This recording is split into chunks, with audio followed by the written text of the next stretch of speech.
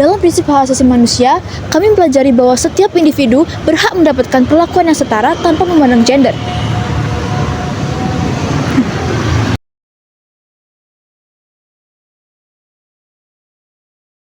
Oke Kak, mohon maaf ya mengganggu waktunya sebentar.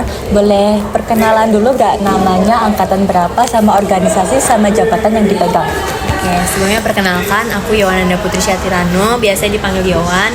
Aku angkatan 2023. Saat ini aku lagi berada di organisasi DPM atau Dewan Perwakilan Mahasiswa dan menjabat sebagai anggota Dewan Komisi 1 Perundang-undangan.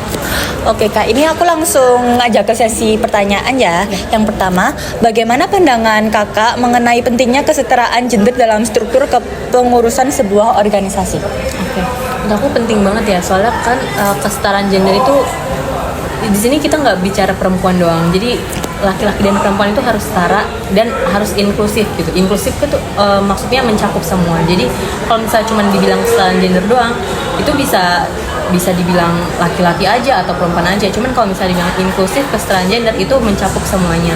Dan kalau gender itu kan bukan jenis kelamin ya, tapi kayak hak, kewajiban yang dipegang masing-masing pribadi masing-masing gitu.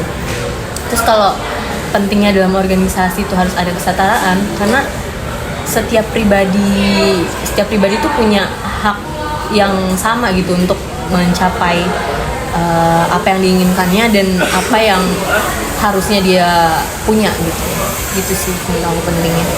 Oke Kak, lanjut ke pertanyaan kedua. Nah, apakah dalam proses pemilihan atau penentuan jabatan faktor gender pernah menjadi pertimbangan nggak Kak? Waktu itu yang setahu aku ya pernah ada di organisasi aku di SMA. Itu kalau misalnya dibilang, misalnya ada dua kandidat nih, ada cewek dan cowok, terus selalu dibilang kayaknya lebih berwibawa cowok daripada cewek, daripada perempuan gitu. Karena katanya kalau perempuan itu kalau ngambil keputusan pakai perasaan, kalau laki-laki itu logis kalau ngambil keputusan. Tapi hal kayak gitu sebenarnya itu masih stereotip gitu orang-orang kan. Padahal perempuan itu juga bisa kok. Jadi kasus-kasus kayak gitu dan stereotip di masing-masing orang tuh masih banyak banget yang menganggap perempuan tuh nggak layak untuk mendapatkan apa yang harusnya dia dapat gitu sih. Oke Kak, ini pertanyaan terakhir ya. Apa saran Anda dalam menciptakan lingkungan organisasi yang lebih inklusif dan setara bagi semua gender?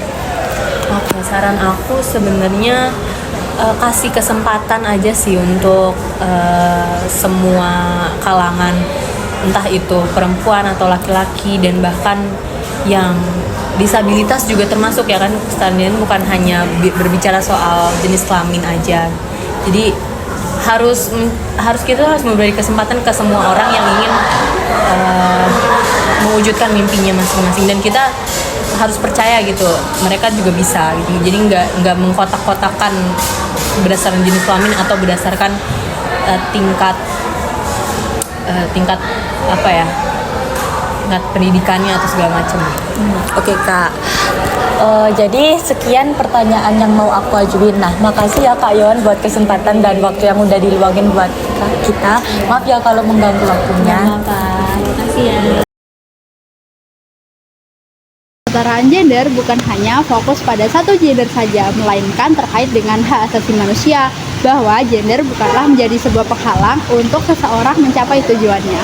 Dalam lingkungan Universitas Brawijaya, tepatnya di Fakultas Hukum, sudah menerapkan prinsip kesetaraan gender. Hal ini dapat dibuktikan dengan banyaknya perempuan yang juga ikut terlibat dalam sebuah organisasi. Untuk melihat bagaimana nilai tersebut hadir dalam kehidupan mahasiswa, kami menyoroti berbagai aktivitas dan organisasi kampus yang berhubungan dengan isu gender.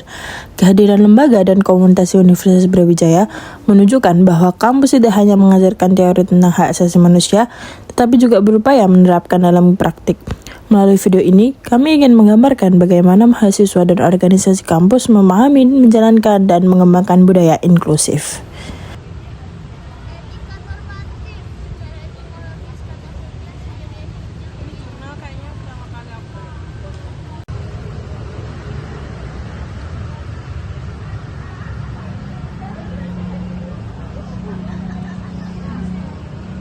Oke sih. Oh iya, sumpah.